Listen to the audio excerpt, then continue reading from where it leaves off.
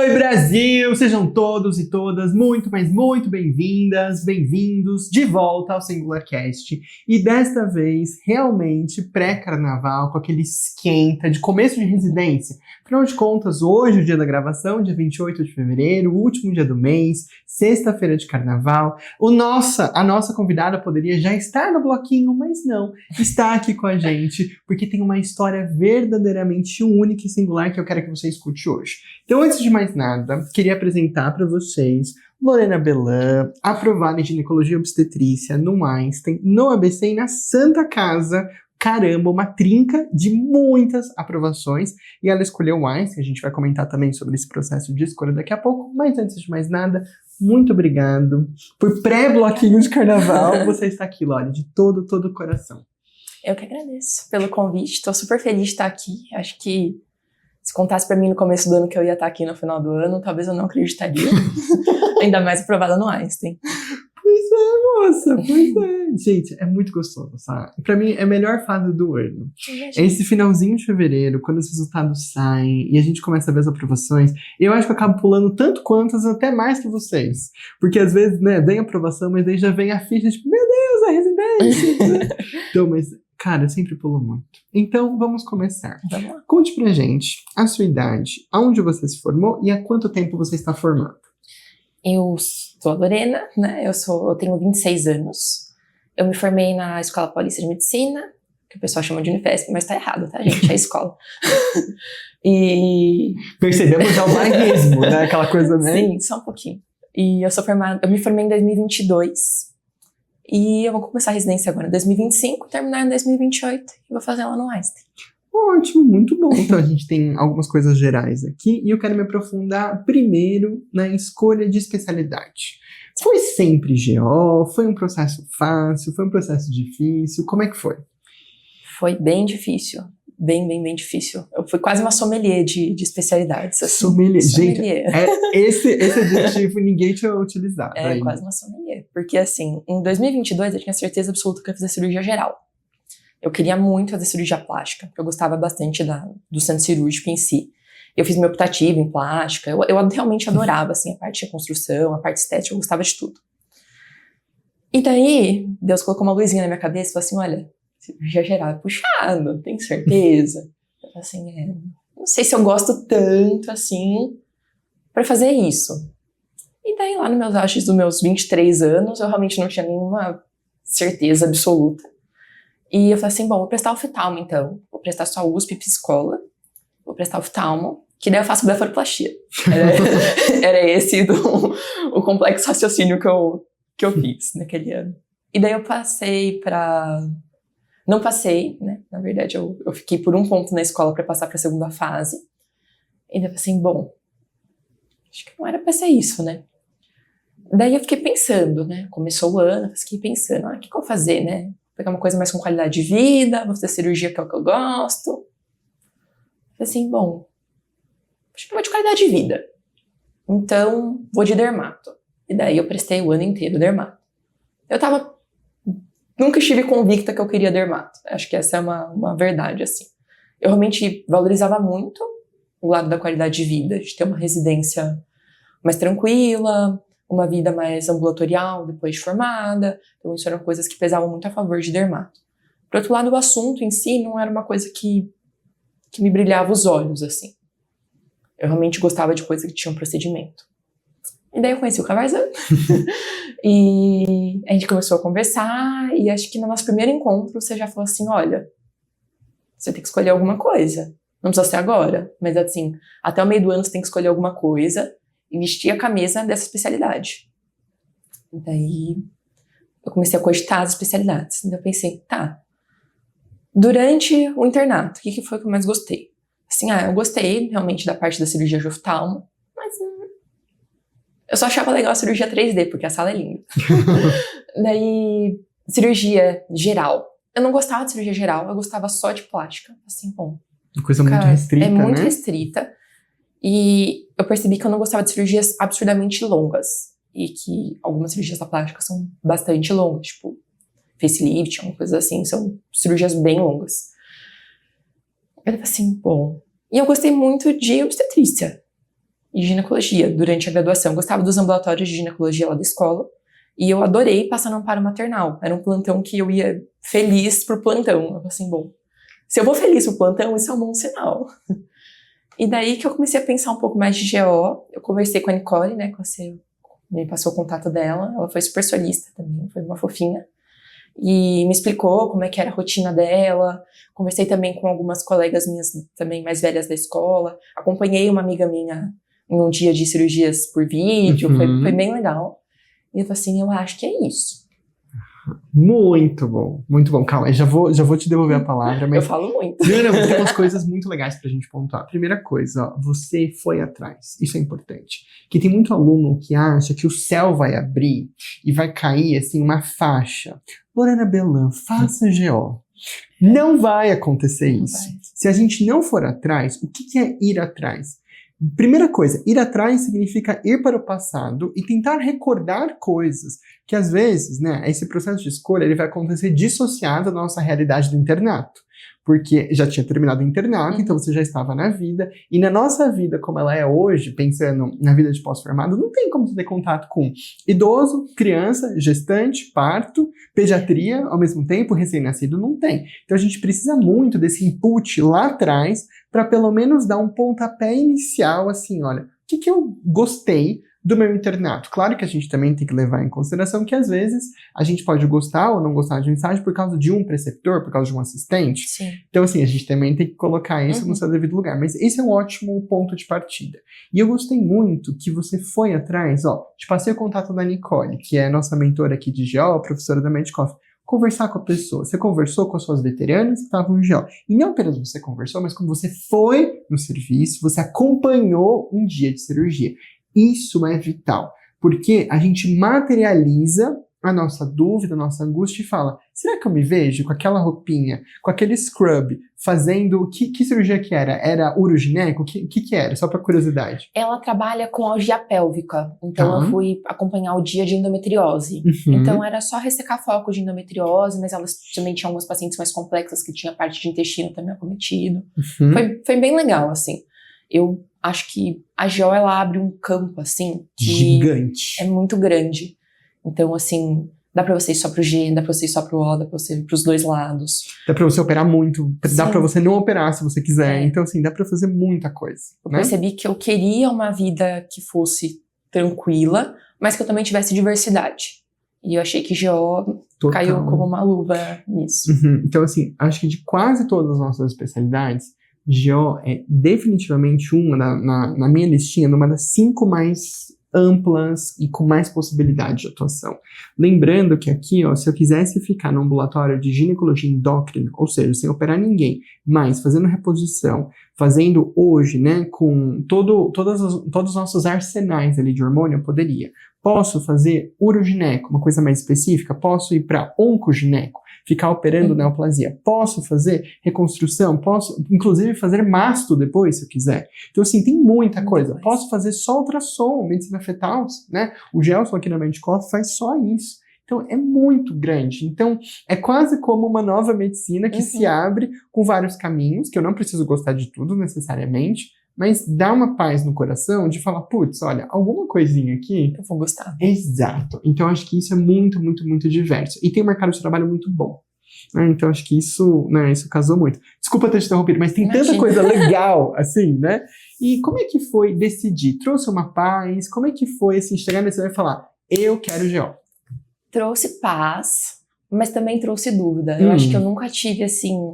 100% de certeza. E eu acho que eu nunca vou ter 100% de certeza. Nunca. Eu acho que não. Eu acho que... A gente até tinha conversado algumas vezes sobre isso na mentoria. Que às vezes a gente olha pro lado e acha que a grama do vizinho tá mais verde. Sempre. Eu sempre comento isso. A gente nunca vai ter 100% de certeza em nada da vida. Mesmo quando você for casar, gente, a gente não tem 100% de certeza. Mentira, quem vai falar, né, 100% de certeza? Claro que não, mas a vida é um espectro. E isso também se aplica na prova de residência na escola de especialidade. Então, se a gente conseguir, pelo menos, refinar e achar uma especialidade que predomina na balança, ou seja, ponderando todas as especialidades, Matheus GO tá definitivamente acima de 50%. Se tá acima de 50% da minha escolha, aí tá ótimo. Porque eu não vou ficar satisfeito se eu escolher uma que tá 30%, porque eu sempre vou ficar com aquela pulguinha atrás da orelha, mas e se eu tivesse escolhido o GO? E se eu tivesse testado o GO, etc, etc? A gente nunca vai ficar satisfeito. E mesmo no dia que a gente vai fazer o xizinho da matrícula, tá tudo bem a gente olhar pro lado e flertar e falar, olha, eu seria uma boa oftalmo, seria uma boa dermato, etc. Mas o que eu mais quero é GO agora. Se vai dar certo ou não vai, gente, não tem como saber. Foda-se, né? O bom desse podcast é que eu posso falar palavrão e você também, tá? Não importa. O importa é a gente fazer coisas que realmente fazem sentido pra gente ali, naquele momento. E se eu te perguntasse, na saída do 6º ano, GO, você não ia ter o raciocínio, a maturidade e a experiência de chegar ali. Eu ia virar pra você e falar assim, eu não quero ser parteira. Juro. Exato. E às vezes, muito diferente. Às vezes não, sempre. Os nossos valores vão mudando. Não é que somos pessoas que... Obviamente a gente está em eterna, né, reconstrução. Mas óbvio que a qualidade de vida tem que ser ponderada. Mas não adianta a gente só querer ter qualidade de vida e não minimamente algo que nos estimula, que dá ali... Então assim, quando a gente está muito cansado do 6º ano, você vai falar, quer saber? Eu quero uma coisa que paga bem, trabalho pouco e consigo viajar muito. Né? Quem nunca, né? Tudo isso muda, né, de endereço e telefone. Mas no final do dia, that's not all. Tem coisa que tá ali por trás. E eu tenho que ter um brilhinho nos olhos da minha especialidade. Não precisa ser aquela coisa que você vai viver pra especialidade, óbvio que não. Mas precisa ter um tesãozinho. Precisa ter uma coisinha ali. Eu também acho. Né? Acho que isso fez a mudança realmente de chave. E, enfim, e ao longo do ano realmente foram surgindo dúvidas. Eu trabalhei também em um ambulatório que eu trabalhava só com idoso. Umas 6 horas por semana, era meio período. E eu até pensei assim, gente, se eu fizer clínica pra fazer geriatria, eu adoro ficar conversando com meus velhinhos durante essas 6 horas, né?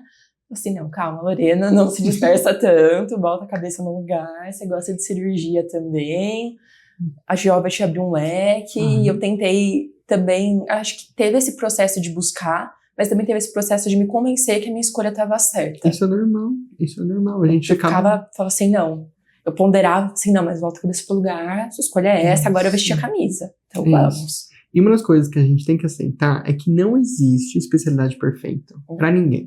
Pra ninguém. Sempre vai ter uma coisinha que a gente vai olhar e falar, putz, mas será? Né? Será que eu gosto? Será que eu não gosto? Então, eu reumato. Me apaixonei por lúpus no 3º ano da faculdade. Mas eu confesso que tem algumas coisas da reumato que é um saquinho às vezes atender. Mas faz parte, gente, né? A gente tem que gostar da nossa especialidade como um todo. Não preciso gostar, assim, exatamente de todos os 100% da reumatologia. Mas tá tudo bem, é a vida, né? E a gente tem que focar muito naquele 90% que você gosta e não naquele 10% que a gente não gosta. Sim. Né? Muito bom, falamos bastante sobre especialidade. Agora, conta pra gente como é que foi estudar em 2024. Vamos começar do básico. Você já adiantou pra gente que trabalhava, mas quanto que você trabalhava? Eu fiz, assim, 2 momentos durante o ano, mas eu procurei sempre manter uma média que eu estudava mais do que eu trabalhava. Então, no começo do ano, eu estava 2 vezes por semana, meio período, em um ambulatório, e nesse ambulatório eu realmente só trabalhava. E eu peguei um clube também, e esse clube eu trabalhei o ano inteiro nele.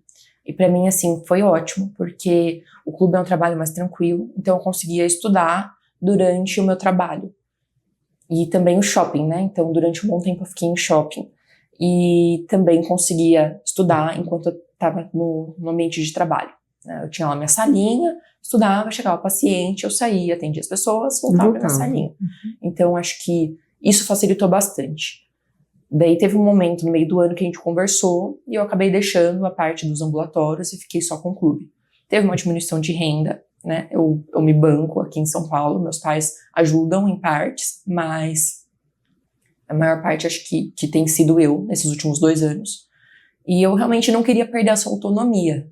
E daí assim, bom, vou parar de trabalhar, né? Então vou procurar um trabalho que dê pra eu fazer o que eu preciso, que é estudar e passar na residência. Porque eu enxergava assim que eu não sirvo pra dar plantão de porta, sabe? Eu normalmente não gosto, eu fico frustrada, eu ficava muito frustrada com a medicina quando eu me formei, porque eu ia pra porta e eu ia triste dar plantão de porta. E eu falei assim, será que eu escolhi errado? Fazem 8 anos que eu me dedico a isso lá em 2023, comecinho, né? Assim, fazem 8 anos que eu me dediquei pra isso e é isso? É atender porta? Só isso, gente. E daí eu falei assim, não, acho que vai ter alguma coisa que eu vou me encontrar. Tem que achar a especialidade certa e fazer residência. Então, pra mim, não era uma opção não fazer residência. Pra mim, é uma parte da minha formação que é essencial, sabe? Eu não vou enxergar isso como um capítulo completo, assim, terminei minha formação médica antes de terminar a residência. Não tem como. Hoje, claro que existem diferentes opiniões, cada um tem a sua, beleza, mas eu só me senti médico quando eu terminei a residência, de verdade. Eu tô falando de clínica, claro, né? Agora, com a sub, é diferente. Mas eu só me senti assim, putz, caiu uma ficha e eu me senti seguro depois da residência. A gente sai do sexto ano muito cru. Sim. Por mais que você tenha visto um pouco da medicina aqui e ali, é a residência que te profissionaliza mesmo, né? Acho que não tem um outro caminho. Claro que hoje a gente tem especializações, etc., que são válidas, né? Não estou falando isso. Mas a gente precisa não parar no sexto ano. Não tem como. Eu preciso dar os próximos passos. Seja uma especialização, seja uma residência, mas não dá para parar ali. A gente é muito cru. Não tem como a gente bancar e vamos. Não, tem um chão pela frente de conhecimento. E eu acho que o que mais pesa não é nem o teórico. É a mão na massa. Sim. É você, agora, você vai passar 3 anos com a mão na massa, imersa em um monte de coisas da sua especialidade. Então, isso é um processo tão gostoso de finalmente você falar, nossa, agora eu consigo saber, não que exista um limite da sua especialidade, mas agora eu consigo ver esse universo que parecia muito grande, agora ele fica cada vez menor, porque você vai enchendo de conhecimento. Isso é um processo tão gostoso de você começar a entender, cara, antes era muito difícil, mas agora não é tanto. Pode ter coisas que eu não saiba ainda, mas eu consigo ver um limite. Isso é tão legal, da gente saber mais a fundo uma coisa, traz uma paz pra gente. Porque uma coisa que eu sentia no sexto ano é que eu sabia tudo, mas não sabia nada. Exatamente. Sabia um pouquinho de tudo, mas não sabia nada. Exatamente. Acho que a ideia de ser generalista é justamente essa, né? Você saber o básico, o mínimo de cada coisa, e a partir do momento que foge da sua alçada, você passar o caso pra frente. Isso.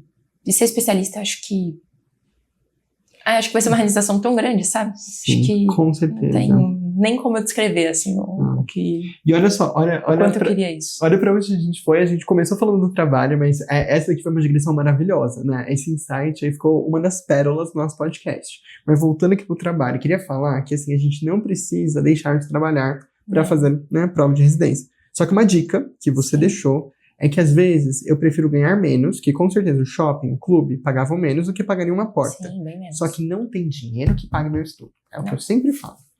E acho que teve 2 momentos muito limitados, assim, né? Eu prestei 2 anos a residência, né? O primeiro ano eu prestei dermato, e depois, agora, o segundo, eu prestei GO. E é o pré-mentoria e o pós-mentoria. No pré-mentoria, eu tinha uma rotina completamente desorganizada, porque você sai de recém-formado, daí te colocam em 1 milhão de grupos de WhatsApp que te oferecem plantão Tudo. O dia inteiro, de manhã, de tarde, de noite, de madrugada. Se acordou, tem uma oferta de plantão. Então, você acaba ficando naquela, né? Pô, eu me formei, vou trabalhar, e eu fui muito nisso. Eu comecei a trabalhar à noite, que acho que foi uma furada gigantesca em 2023, porque, assim, eu não trabalho bem à noite. Então, assim, eu ficava muito cansado, porque eu chegava em casa e não conseguia dormir de dia. Consequentemente, eu não rendia para estudar, porque eu estava cansada do dia anterior. E eu tinha aquele dia de descanso, /estudo, e no outro dia eu já tinha plantão noturno de novo. Não era todo dia, era dias intercalados. Então, foi péssimo para mim trabalhar à noite. Acho que isso é um ponto que fez muita diferença. Porque acho que priorizar estudo, alimentação, exercício físico, no ano que você está passando pelo ano de estudo para residência é muito importante. Eu não conseguia manter essa rotina trabalhando à noite. Daí eu parei de trabalhar à noite e comecei a trabalhar no OBS. Mas daí também era super puxado. E eu não tinha tempo muito pra realmente estudar, sabe? Me dedicar a isso. Então foi um ano que, assim, acho que profissionalmente eu cresci bastante, porque eu peguei maturidade de saber o que eu gosto e o que eu não gosto também. Nada na vida perdida. Mas, por outro lado, atrasei um ano, né? Pra começar a residência, porque eu não me organizei. E daí a gente começou a conversar. Naquela época já tinha surgido essa oportunidade do clube também. Eu conversei com vocês e falei assim, tenta limpar a sua agenda pra ter uma rotina. E realmente plantão noturno às vezes é um tiro no pé. Com certeza. Isso. Então, assim, eu parei de pegar o noturno. Acho que isso foi uma diferença gritante. De uma forma geral, eu sempre recomendo pra gente não pegar, mas é óbvio que perfil, se a gente precisar trabalhar é diferente. Mas se a gente puder escolher, se eu conseguir entre uma porta e um clube, com certeza. Por mais que pague menos, você vai ter, de novo, não tem dinheiro que pague você ali entre um paciente ou outro, conseguir fazer nem que sejam 2 questões, mas fazer com qualidade, corrigir, eu acho muito bom. Vamos falar de um guia de estudo da Lorena Bellan. Como é que era? Olha, eu acordava de manhã, às vezes eu tinha que ir pro clube, às vezes eu tinha o dia que não ia pro clube, mas sempre o meu primeiro a fazer era fazer os flashcards. Então eu tomava um café, fazia flashcards. Às vezes, quando eu ia pro clube, eu ia treinar antes de ir pro clube, e daí eu começava a fazer flashcards no clube. Mas o meu primeiro item nos estudos era sempre os flashcards. E o Anki foi uma coisa que eu comecei a adotar depois que eu comecei a mentoria com você, e fez muita diferença. Eu achava que assim, vai ajudar um pouquinho, mas assim, não, fez uma diferença gritante. Porque isso acho que é uma coisa bem interessante. Lá em 2016, quando eu prestava vestibular, eu tinha uma receitinha de bolo que funcionou muito bem. Eu fui aprovada em 11 instituições no vestibular, e dessas 11, 9 eram públicas. Passei na USP, passei na escola, passei na Unicamp, assim, foi um arraso, sabe? Nem eu acreditei quando eu passei em tudo aquilo em 2017. E a minha receitinha de bolo era assistir a aula do cursinho, chegar em casa, ler o meu caderno, fazer as questões, fazer um mini resumo depois que eu terminava as questões e explicar aquilo pra mim. E era isso. Só que isso consumia um tempo absurdo. Um tempo muito grande. E era uma matéria que era uma matéria limitada. Né? Que era uma matéria que eu já estava vendo desde o ensino médio. E é muito diferente do que é a prova de residência, que cai tudo da medicina e até de subespecialista. Então cai por uma coisa de prova de R+. E eu falei assim, bom, eu não vou conseguir assistir todas as aulas do Medcoff e fazer resumo disso, manual, me explicar e fazer questão e fazer simulado. E trabalhar. E ter uma vida. Então, assim, gente, o que eu faço então? E daí eu vi que minha receitinha de bolo não ia funcionar. Daí eu fiquei desesperada. Daí eu falei assim, calma, para de assistir aula. Daí eu falei assim, quê? Como assim? Cadê a câmera, né? Só que é uma pegadinha, né? E daí eu falei assim, não. Sim. Faz questão, faz flashcard. Corrige direito o simulado que você fizer, que vai dar certo. Assim, gente, esse cara deve estar meio doido, né? Mas assim, tô pagando ele pra isso, ele deve ser bom. E daí eu acreditei e mudei meu jeito de estudar, fiz o Anki, fazia as questões, assisti a aula, a mini aula. Se eu não sabia nada do assunto, eu assistia a aula grande. Mas assim, eu já tinha feito 2 anos antes, então acho que já tinha uma bagagem. E isso mudou, sabe? Virou a chavinha. Assim, tá, então agora é estudo ativo. Não é mais estudo passivo agora em 2016. Não vai funcionar. E eu tive que aprender a estudar. E eu tive que me desapegar daquele sentimento que eu tinha. Só vai dar certo se eu assistir todas as aulas e fizer resumo. E você não tá sozinho nisso, porque a gente veio de uma sociedade que desde a época do nosso colégio funcionou assim. A não ser que alguém aqui esteja nos escutando tenha tido uma educação muito diferente, mas não foi a educação que o Brasil, acho que até hoje deve ser assim no ensino médio. Né, gente? Primeiro tem o conteúdo teórico, aquelas aulonas, que a gente escreve tudo. Pelo menos no meu colégio, né, a professora, por exemplo, de química, pegava aquela lousa no giz, enchia aquilo de teoria e eu copiava exatamente letra por letra do que estava ali. Só depois que a gente tinha tudo isso de teórico, a gente ia para a nossa sessão de exercícios, né? Pegava lá o livro e fazia as atividades. Mas isso não é legal, né? Não... Cara, a gente evoluiu nesse conceito, ainda mais quando a gente tem muito conteúdo e um conteúdo muito denso da medicina. Eu preciso colocar a mão na massa, eu preciso cada vez menos de conteúdo passivo e cada vez mais de conteúdo ativo. E essa transição, ela é muito difícil para os alunos que vêm com aquela mentalidade de sempre deu certo. Exatamente. E às vezes, se a gente une essa mentalidade com traços de personalidade de completers, de que querem dar cheque e querem fazer tudo, porque tem tudo à disposição, não é só porque a gente entrega todas as ferramentas, todas as aulas de aprofundamento, etc, que a gente precisa ver tudo. Né? Acho que agora cai a ficha para a maior parte dos alunos que não adianta muito a gente seguir um cronograma baseado num aluno que a gente não faz nem a cara. Né? Então, qualquer cronograma de qualquer cursinho, ele é baseado num aluno que não tem cara, não tem rosto, não se chama Lorena, não quer geo, não sei o que ele quer. É óbvio que a gente tenta fazer algumas adaptações, a gente faz por prevalência, etc. Mas não é a sua necessidade. E a gente tem que ter a maturidade do cintura e falar, calma, isso daqui é o proposto. Mas o que significa para mim, na minha trajetória? Eu tenho uma base? Não tenho uma base? Então, depende. E a gente não usar algo fixo, às vezes gera... Às vezes não, gera muita angústia, né? Da gente querer ali seguir um cronograma por seguir, mas que não significa absolutamente nada, se eu só fizesse em qualidade, né? E acho que uma das viradas de chave da nossa mentoria foi quando eu falei, Lorena, vamos corrigir bem?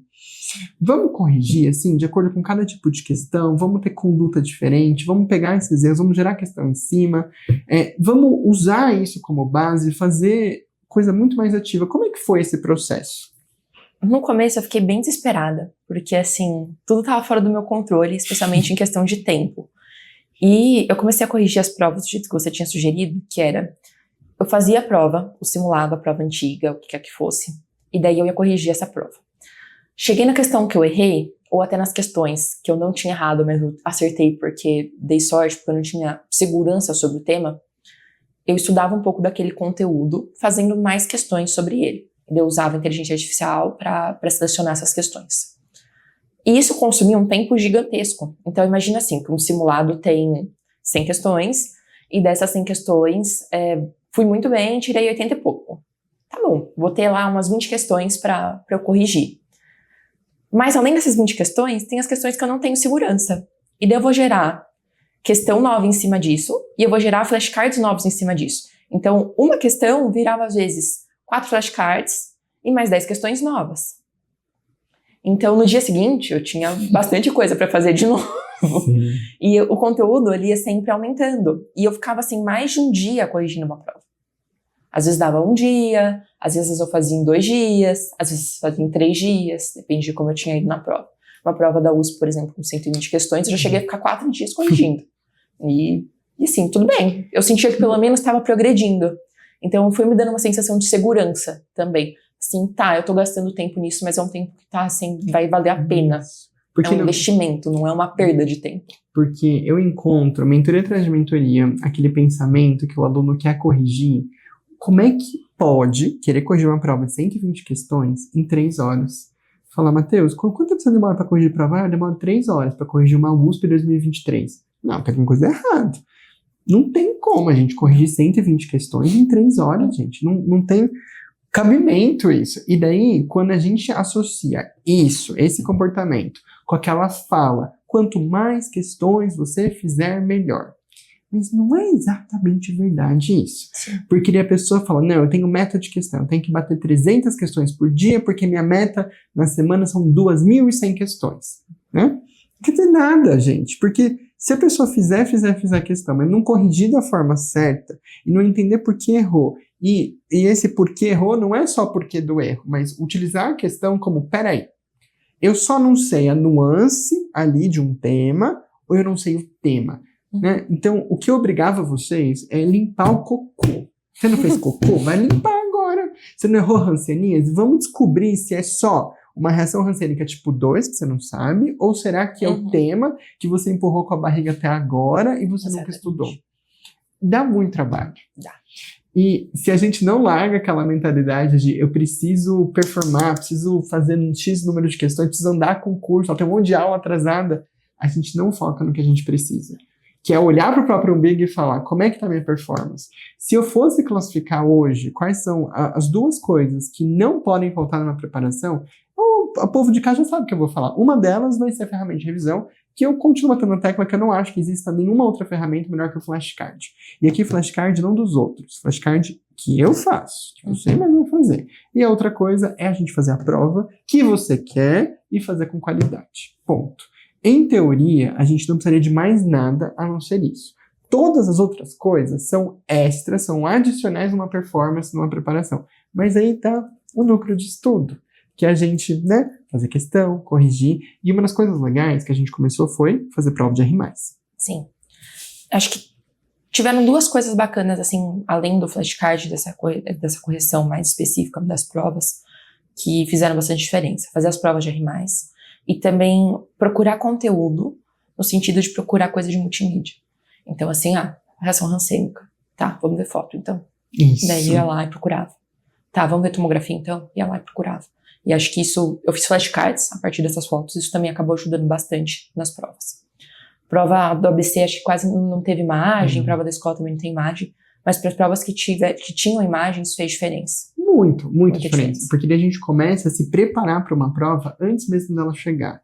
Então, se eu já sei que uma banca gosta de imagem, se eu estou estudando abdômen agudo, putz, eu já sei como é que é uma tomografia de uma apendicite. Eu vou esperar parecer uma questão de diverticulite? Não. Eu posso usar aquela questão como substrato e falar, ok, já que gosto de imagem, deixa eu ver uma outra tomografia, só que não de apendicite, deixa eu ver como é que é uma tomografia de uma diverticulite. Como é que é? Como é que é o hint na tomografia? E a gente começa a crescer para cima da prova. Então, o que você trouxe foi muito legal. Então, ó, a gente começou a já aliar o multimídia, que isso foi muito legal desde o começo do ano, ainda mais pensando, o Einstein chove de imagens da prova do Einstein, ainda mais em cirurgia, né? Cirurgia é um dos carros-chefe, né? Beleza. E a gente colocou provas que às vezes os alunos têm ranço, que é a prova de R+.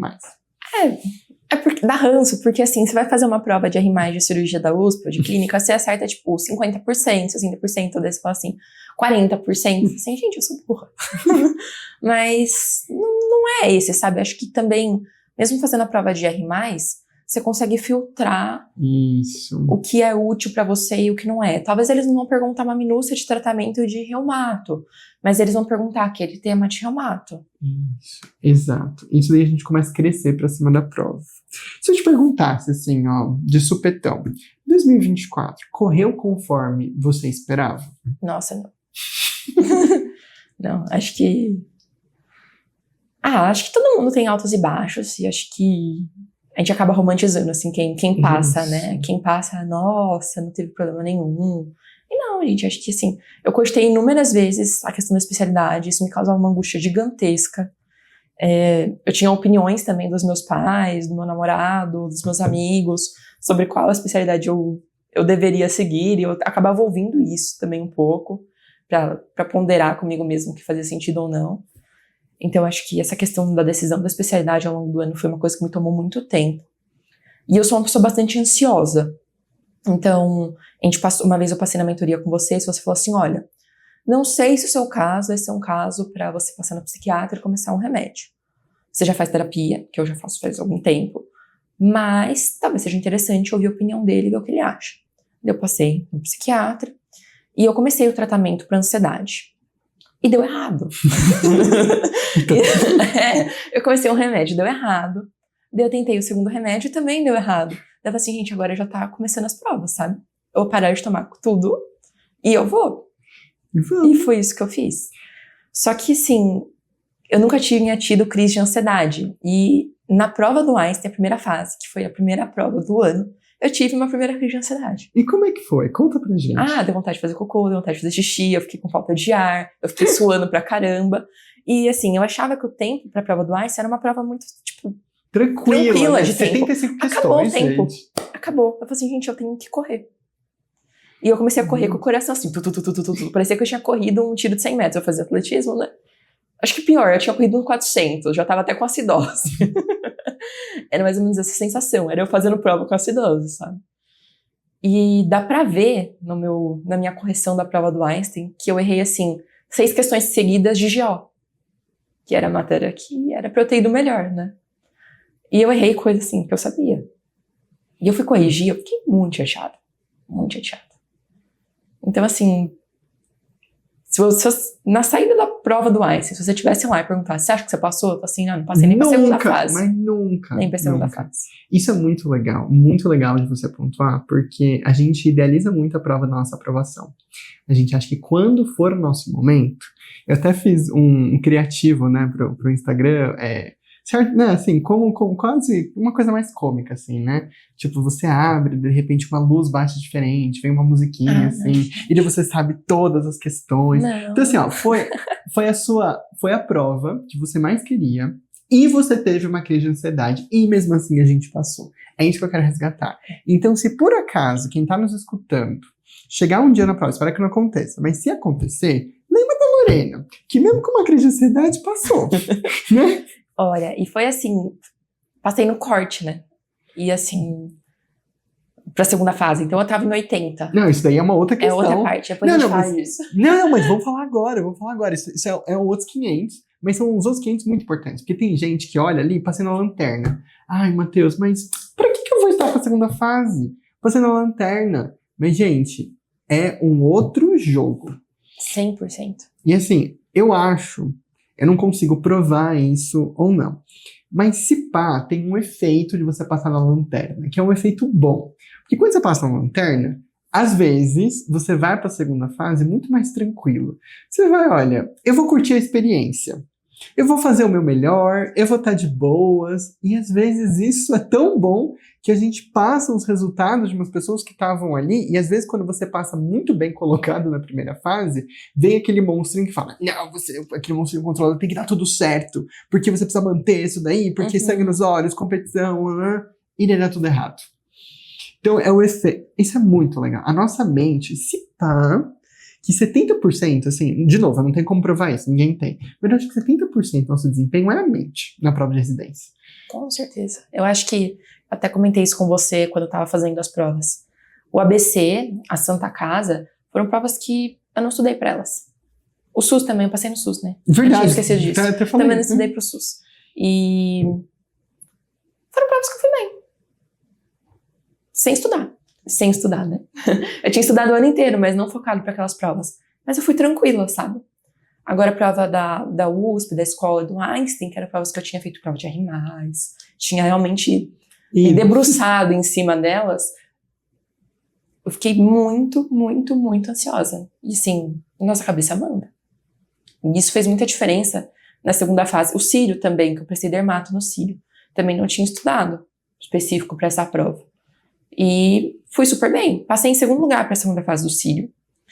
E daí vem aquilo que você falou, né? Assim, bom, passei em segunda fase, agora é só manter. Em segundo lugar, né? Em segunda fase. Passei para a segunda fase em segundo lugar. Agora é só manter.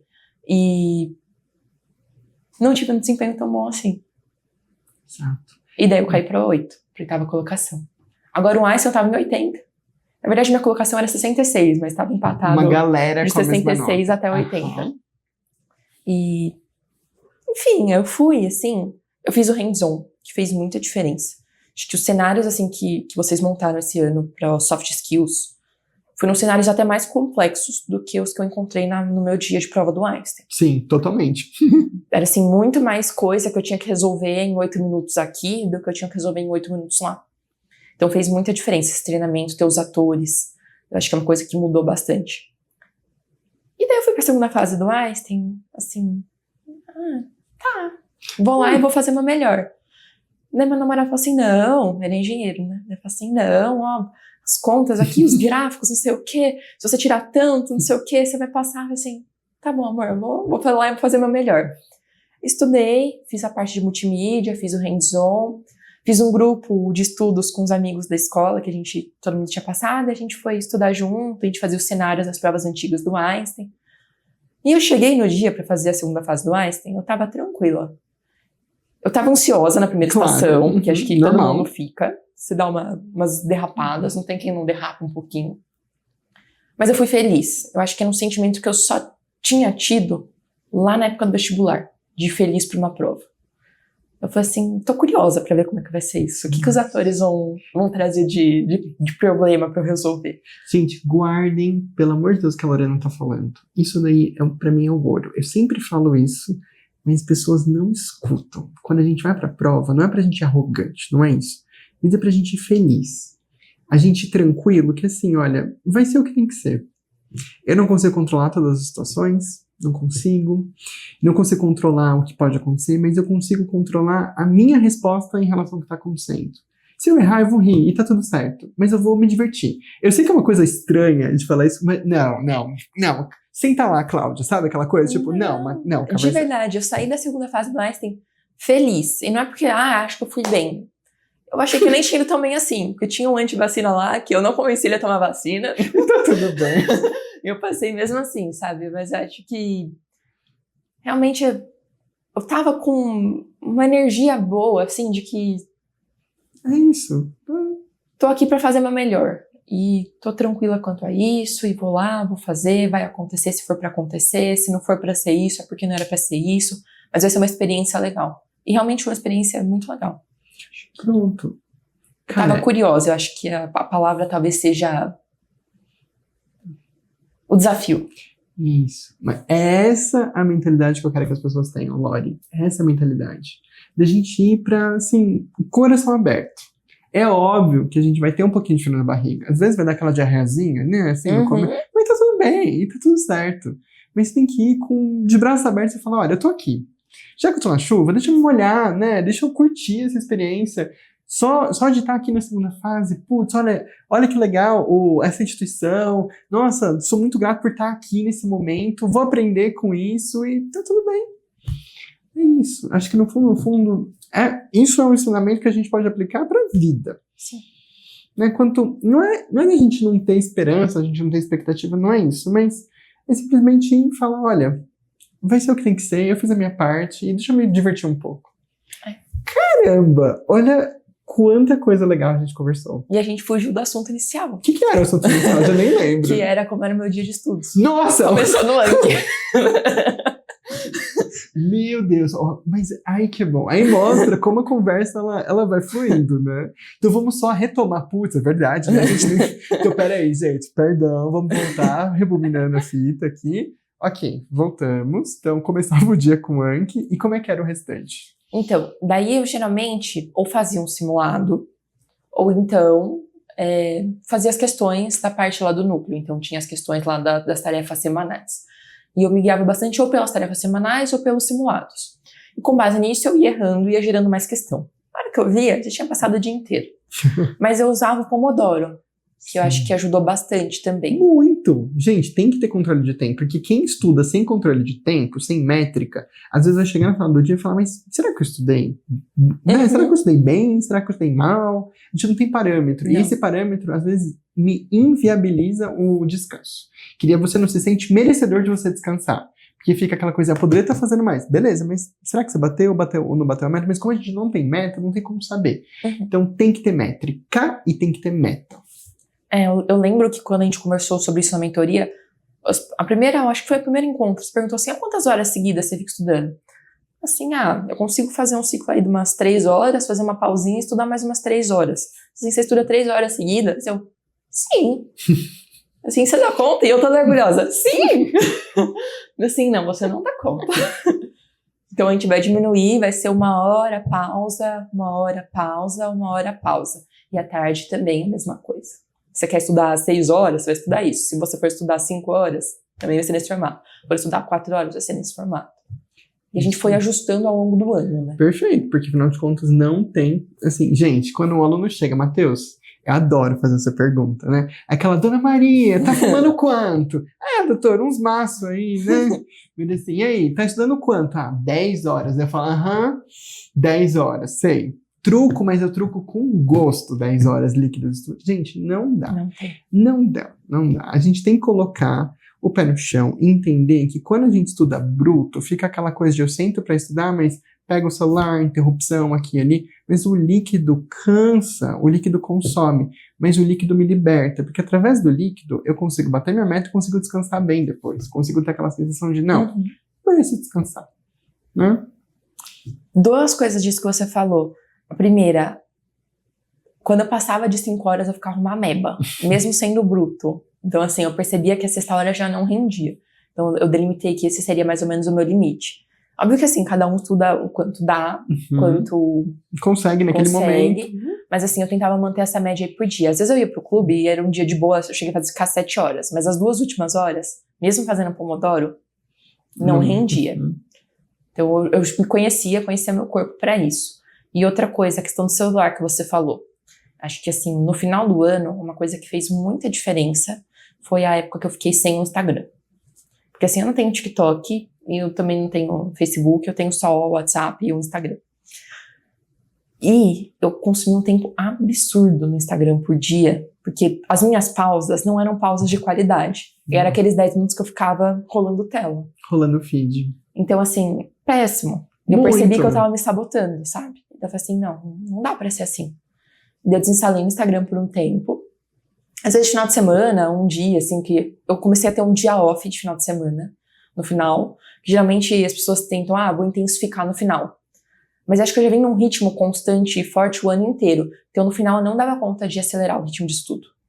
Então no final o que eu fiz foi, na verdade, tirar um pouco o pé. Isso, porque você já tinha garantido um bom volume de estudo, através de ser uma aluna constante. Então eu comecei a me dar realmente um dia inteiro off. Nesse dia eu só fazia flashcard. E eu delimitava o máximo de flashcard. Então eu fazia, 100, 150 por dia. Era isso que eu fazia aquele dia. E acabou. Era isso. E acho que fez bastante diferença ter esse dia off, assim, ao longo da trajetória final. Porque é uma maratona de provas. Então, assim, 3 provas seguidas, no outro final de semana mais 2 provas, no outro mais 2, uma prova perdida no meio da semana. Você passa o mês inteiro fazendo prova. E daí é muito mais desgastante. Muito, muito. E a gente precisa saber descansar. E eu acho que esse dia foi crucial pra gente manter essa chama acesa. Porque quantos alunos eu vejo, Lori, que morrem na praia? Chegam ali e tentam dar aquele aumento de intensidade no final, só que esse aumento vem já no precipício ali do burnout, é só o peteleco que faltava, a pessoa cai, daí não consegue mais estudar, para tudo, chega lá, não tem cabeça, não performa. Então, olha quantas dicas você deixou aqui nesse episódio. E, pra gente terminar, a nossa última dica é como se fosse, né, que eu brinco, a dica sci-fi, tá? Vamos pensar...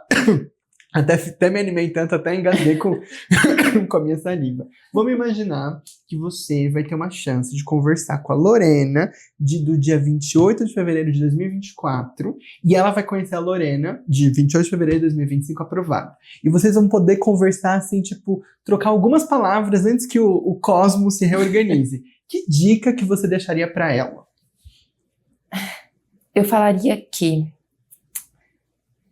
nada nunca vai estar 100% sob seu controle. Se você ficar sofrendo por antecipação, se você ficar sofrendo porque as coisas não estão no seu controle, você não vai conseguir render e atingir seus objetivos. Acho que você tem que acreditar.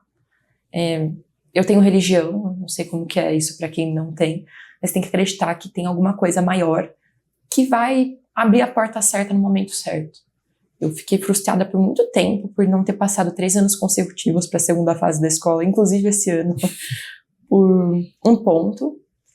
E eu acho que, tudo bem, o meu lugar era um lugar talvez até maior do que eu imaginava, sabe? Acho que a Lorena de 2016 não enxergava a Lorena de 2025 sendo residente no Einstein. Acho que extrapolou muito minhas expectativas do que seria uma carreira bem-sucedida. Então acho que é isso, ficar em paz por não ter as coisas no seu controle. Perfeito.